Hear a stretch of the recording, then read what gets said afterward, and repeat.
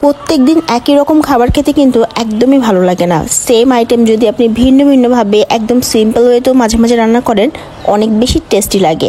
আজকে ইলিশ মাছ রান্না করব ভাবছিলাম। সর্ষে ইলিশ, ভাপা ইলিশ, ইলিশ ভুনা সবই তো রান্না খেয়ে ফেলেছি। ভাবলাম এই লাস্ট পর্যায়ে এসে একটু ইলিশ পোলাও রান্না করি।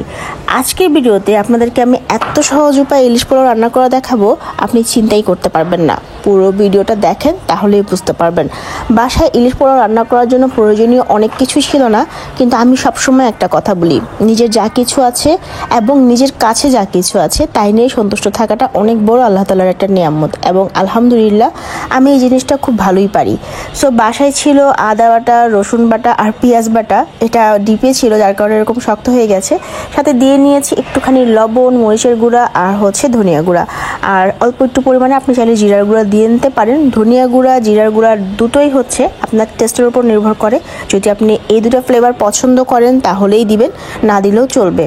আর ঘরে একদমই টক দই ছিল না। দুধ আছে, কিন্তু দুধ দিয়ে লেবু দিয়ে যে টক দই তৈরি করব সে উপায় নেই, কারণ লেবু নেই। লেবুর হালি এখন 80 টাকা করে, ভাবা যায় বলেন তো? বাদ দিয়ে দিলাম সেই লেবুকেও। অল্প একটু দুধ দিয়ে ভালো করে এটাকে মেখে রেখে দিয়েছি মেরিনেটের জন্য। আর এদিকে আমি ভাবলাম বেরেস্তাটা আগেই তৈরি করে নিই। সব কিছু রান্নাবান্না করলেও পেঁয়াজ কাটা আর পেঁয়াজের বেরেস্তা তৈরি করতে আমার সবচাইতে বেশি বিরক্ত লাগে। মাঝে মাঝে এমনও দেখা যায় আমি পেঁয়াজ ছাড়াই রান্নাবান্না করে ফেলেছি, কারণ পেঁয়াজ জিনিসটা কাটতে গেলে যে পরিমাণ কান্নাকাটি করতে হয়, আমি মনে হয় পুরো লাইফেও এত কান্নাকাটি করিনি। তো যাই হোক, এদিকে আমার পেঁয়াজ বেরেস্তা রান্না করা হয়ে গেছে, মানে রেডি করা হয়ে গেছে। এখন আমি ইলিশ মাছটা রান্না করার জন্য পেঁয়াজটা একটু হালকা করে সিদ্ধ করে নেব, মানে জাস্ট অল্প কিছুটা সময়। এর মধ্যে দিয়ে নিয়েছিলাম কাঁচামরিচ, ফ্লেভারের জন্য খুব সুন্দর একটা ফ্লেভার অ্যাড হয়। এরপর শুধু মাছগুলো তুলে আমি এপিট ওপিট করে একটু ভালো করে ভেজে নিব। মানে অত হিটে ভাজবেন না যাতে শক্ত হয়ে যায়, নরম নরম রাখলে মাছটা বেশি মজা লাগে খেতে।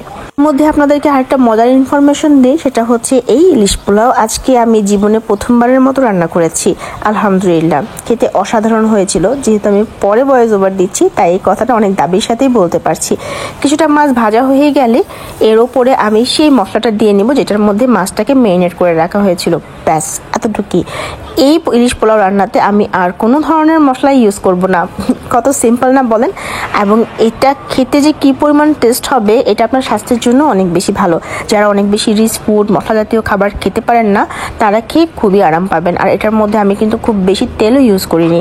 যতটুকু এখানে তেল দেখেছেন এই মাছটা রান্না করার জন্য, এতটুকু তেল দিয়ে আমি পোলাওটা এখন রান্না চড়িয়ে দিব। এর উপরে আমি, অনেকে আছে যে আলাদা করে পোলাওটা ভেজে নেয়, আমি সেটা করব না। সেটা করতে গেলে অনেকগুলো তেলের ব্যাপার, এবং আমার কাছে মনে হলো যে এত হেভি করার কোনো প্রয়োজন নেই। সো এর মধ্যে আমি অল্প কিছু মটরশুঁটি দিয়ে পোলাওটা দিয়ে ভালো মতো নাড়াচাড়া করে নিব। একটু ভাজা ভাজা করে নেওয়ার চেষ্টা করবেন। আর হ্যাঁ, লবণ তো দিতেই হবে। আর এর সাথে আমি যোগ করেছিলাম আমার প্রিয় আলু বোখারা। কিশমিশও দেওয়া যায়, বাদামও দেওয়া যায়। কথা হচ্ছে যে আমার সাহেব আবার এত হিজিবিজি খাবার পছন্দ করেন না। আমার যদিও ভালো লাগে, ড্রাই ফ্রুটস আমার ভীষণ পছন্দ। এরপর আমি পানি দিয়ে নিয়েছি। পোলাও ম্যাক্সিমাম টাইম ঠান্ডা পানি দিয়েই রান্না করি, এবং এটা আমার কেমন যেন একটা আন্দাজ হয়ে গিয়েছে। বরঞ্চ গরম পানি করতে গেলেই আমার এলোমেলো হয়ে যায়। ফ্লেভারের জন্য অল্প একটু ঘি অ্যাড করব। আসলে দেখেন কিভাবে ঘি দিচ্ছে, দেখে বোঝা যাচ্ছে যে দিতে চাচ্ছি না, বাট একটু ফ্লেভারের জন্য অ্যাড করা, আর কিছুই না। ভালো মতো নেড়েচেড়ে নিয়েছি। মোটামুটি চালগুলো সিদ্ধ হয়ে গিয়েছে, আর অল্প একটু কুকড হলেই খাওয়ার উপযোগী হয়ে যাবে। এই পর্যায়ে আমি চালগুলোকে ভালো মতো চেপে চেপে বসিয়ে এর ওপর কিছুটা পেঁয়াজ বেরেস্তা দিয়ে নিয়েছি। তারপর আমি মদের মাধুরী মিশিয়ে মাছগুলোকে সুন্দর করে এখানে দিয়ে নিয়েছি। অল্প একটু ঝোল ছিল, সেটাও দিয়ে নিলাম, বাকি পেঁয়াজ বেরেস্তাও দিয়ে নিলাম। ব্যাস একদম তৈরি হয়ে গেল আমার সুস্বাদু ইলিশ পোলাও। এটাকে 10 থেকে 15 মিনিট চুলায় একদম লো ফ্লেমে হিটে দিয়ে রাখবেন, আর একটু ভালো মতো দমে সিদ্ধ হওয়ার জন্য। আর অবশ্যই কিন্তু হাঁড়ির নিচে একটা তাওয়া বা প্লেট দিতে ভুলবেন না, না হলে কিন্তু নিচে দিয়ে লেগে যাবে। সো এই তো ছিল আমার আজকের রেসিপি। ভালো লাগলে অবশ্যই লাইক, কমেন্ট, শেয়ার করবেন। কেমন লেগেছে তা আমাকে কমেন্টসের মাধ্যমে জানিয়ে দিতে পারেন। চ্যানেলে নতুন হয়ে থাকলে কিন্তু সবার আগে যে কাজটি করতে হবে সেটা হবে চ্যানেলটি সাবস্ক্রাইব করা, আর পাশে বেল আইকনটি দিয়ে রাখবেন, না হলে কিন্তু নোটিফিকেশন একদমই যাবে না। আপনি আমাকে একদমই পছন্দ করেন না, আমি জানি, এটা মিথ্যা কথা। আল্লাহ হাফেজ।